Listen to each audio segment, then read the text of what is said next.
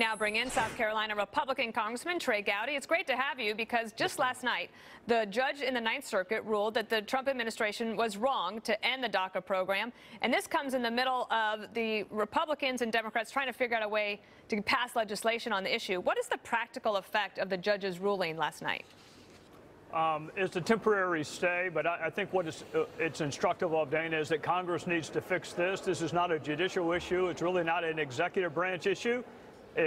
Congress needs to fix it, and I'm optimistic that we can. Our country has a long history of treating children differently, particularly children who have not reached the age of legal accountability.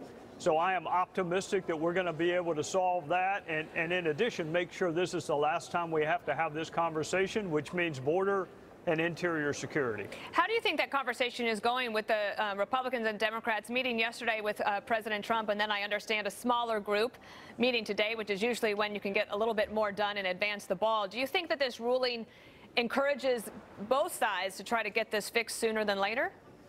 You know what? You could have another judge rule differently tomorrow. So I don't know that it's the judicial pronouncements that are motivating us as much as hopefully it is the necessity of doing the right thing in a timely way.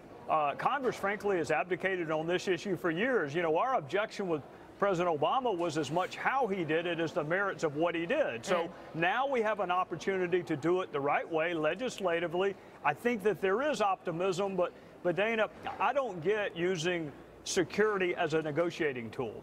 Security is the preeminent function of government. It is why we decided to form a government, so we can protect ourselves against enemies, foreign and domestic. So I don't get using it as a negotiating tool. So I think the president is right that it is a non-starter to not have border and interior security as part of any immigration deal.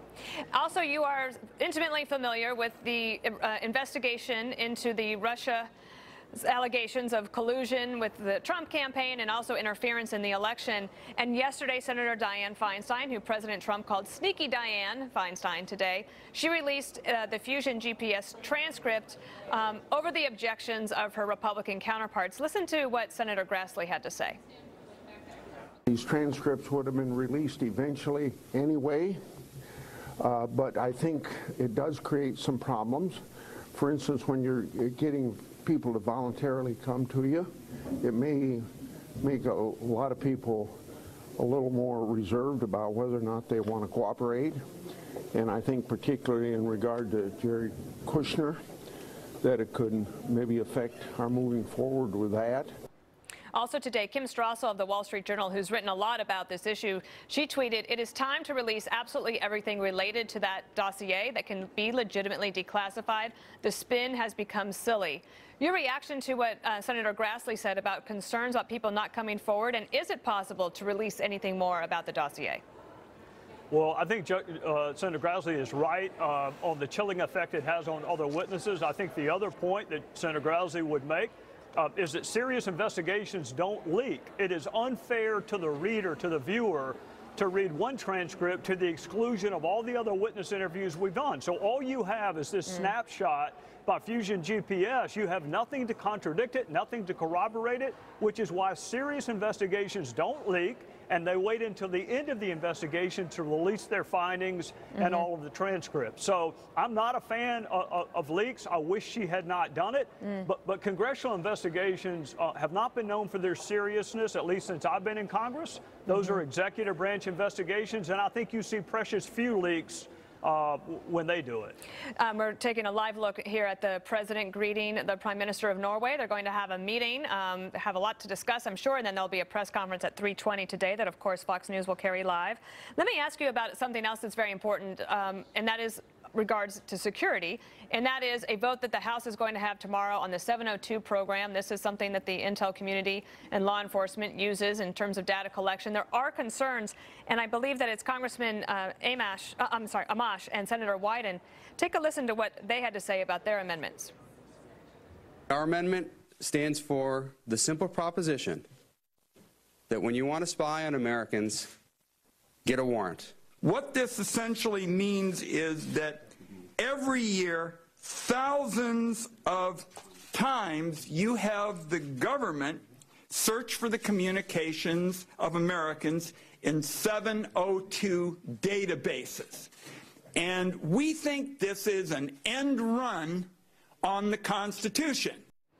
They call their amendment, they named it the USA Rights Amendment. Is that a fair description of what they're trying to do, or has this just gotten blown way out of proportion? You know what, Dana? I mean, this is how you get a 7% public approval rating. When you frame the issue the way that Senator Wyden and Justin, who is a friend of mine, framed it, here's a better way to frame it. Do you want your law enforcement officials and your intelligence officials accessing already legally collected information? If you think that it's okay to go ahead and access what you have already lawfully collected, then you will support the reauthorization of 702 without this amendment. Look, I like Justin. I think his is an important voice from a libertarian standpoint, but it is not the voice that we need to be listening to when it comes to national security. I get the difficulty of weighing and balancing privacy versus national security. Those are both constitutional precepts. It is difficult to balance them. But you go find me a single freedom that you have that is enhanced when you're dead. So your life, your security, the freedom and the security of this country is the ultimate objective. And this program has been described as indispensable, vital, and critical. So all we want to do is go ahead and search already legally collected material. The real problem they have is they don't like 702. So rather than say that, they want to assert that you have constitutional rights if you are not living in the United States and you're not an American, and that's just not true. Certainly it is not. We should leave that as the last word and let you get back to your day. Thanks so much, Congressman Trey Gowdy. Yes, ma'am. Thank you.